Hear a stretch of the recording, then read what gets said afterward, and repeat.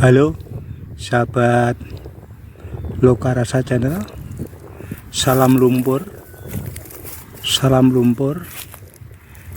berjumpa kembali dengan Lokarasa Channel.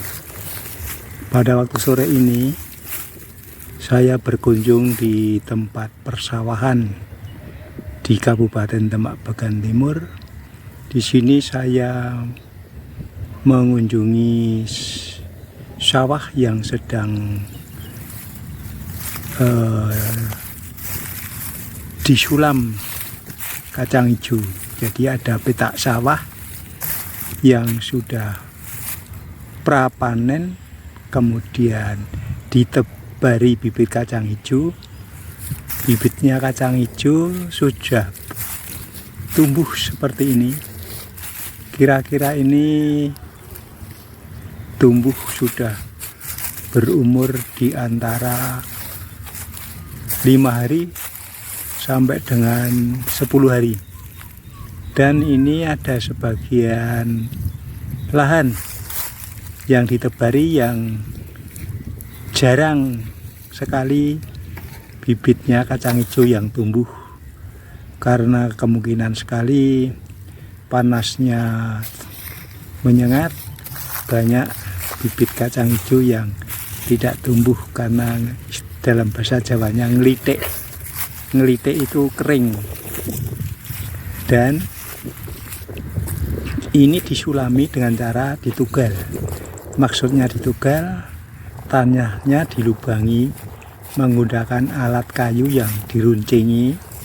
Kemudian setelah tanahnya dilubangi dengan kayu yang diruncingi, kemudian diuluri atau diletakkan bibit-bibit kacang hijau itu di tempat lubang-lubang yang sudah dibuat tadi.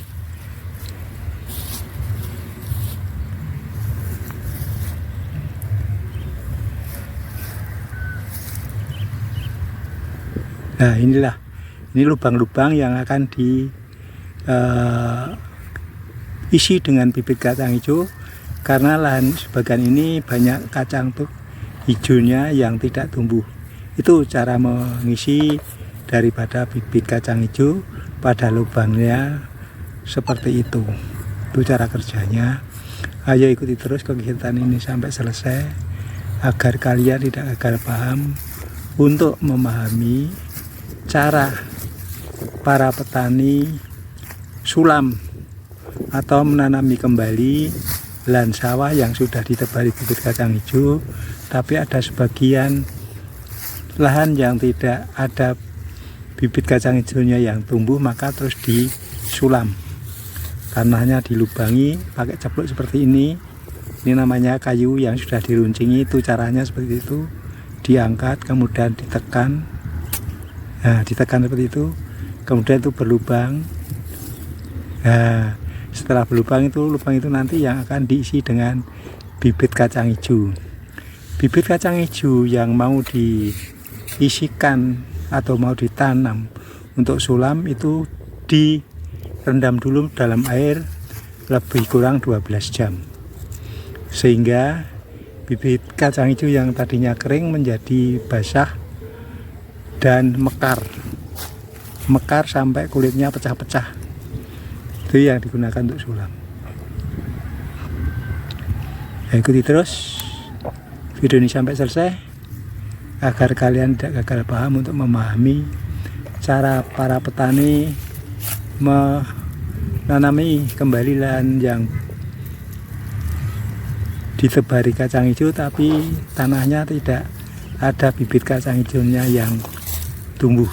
Jangan lupa subscribe, share, comment, and like channel ini supaya kalian tidak gagal paham untuk memahami cara petani sulam atau menanami kembali lahan yang kosong yang tidak ada bibitnya kacang hijau yang tumbuh. Pada ini bibit kacang yang tumbuh sudah kelihatan tinggi, sudah di atas jerami-jerami yang roboh.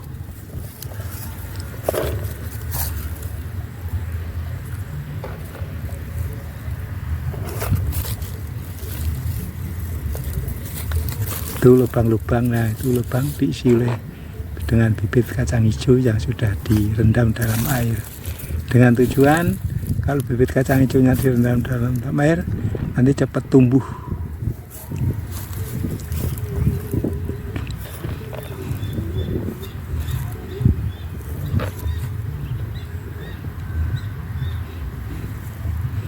Memang kalau menanam bibit kacang hijau dengan cara ditebar itu kadang-kadang ada lahan yang kelewatan, tidak ada bibit kacang hijaunya yang tumbuh lahannya. Tapi juga terkadang ada yang tumbuhnya itu bergelombol atau tumpuk-tumpukan, atau bibit kacang hijaunya itu terlalu lebat yang tumbuh. Ya, yang tumbuhnya terlalu lebat. Karena apa? Karena setelah lahan itu ditebari bibit kacang hijau, lupa kalau situ sudah ditebari, kemudian ditebari lagi. Nah itu, jadi bisa terkadang ada yang merombol, bibit kacangnya tumbuh banyak sekali, ada juga yang tidak terkena sebaran kacang hijau lahannya, jadi tanahnya kosong, tidak ada tumbuhannya kacang hijau, tidak ada bibit kacang hijaunya yang tumbuh. Maka pada bibit kacang hijau yang ditebarkan dan tidak tumbuh, lahan kosong itu setelah berumur lebih kurang 10 hari segera disulam supaya tidak ketinggalan tumbuhnya dengan yang lain. Kemudian bagi setiap lahan yang tumbuhnya banyak, bibit kacang hijaunya tumbuh banyak, itu biasanya dikurangi, dicabuti. Ada yang sistemnya dicabuti, kemudian dibuang. Mengapa dibuang? Karena tanahnya sudah kering. Ya, jadi kalau mau ditanam, maka kemungkinan sekali tidak akan hidup.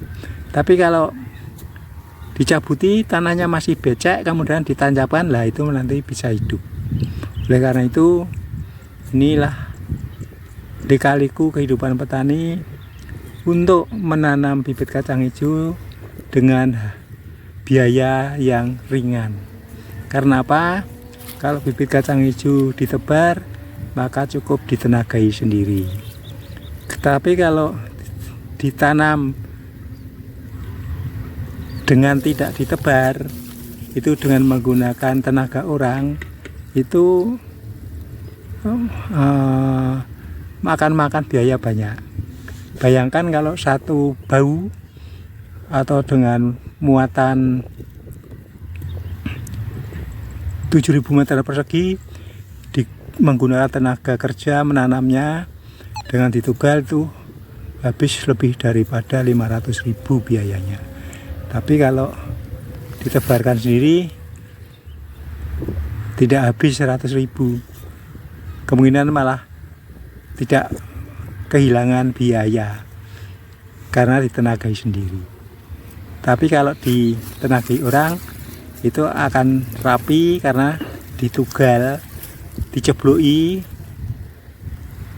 paling tidak menggunakan tenaga orang yang banyak, paling tidak orang 25, ya 25 orang satu bau. Untuk cebloknya 5 orang, yang nugal itu melubangi tanahnya 5 orang, yang ulur 20 orang atau 15 orang, maka menggunakan biaya lebih banyak. Inilah petani yang kreatif, meringankan beban pengeluaran di dalam menanam tanaman kacang hijau.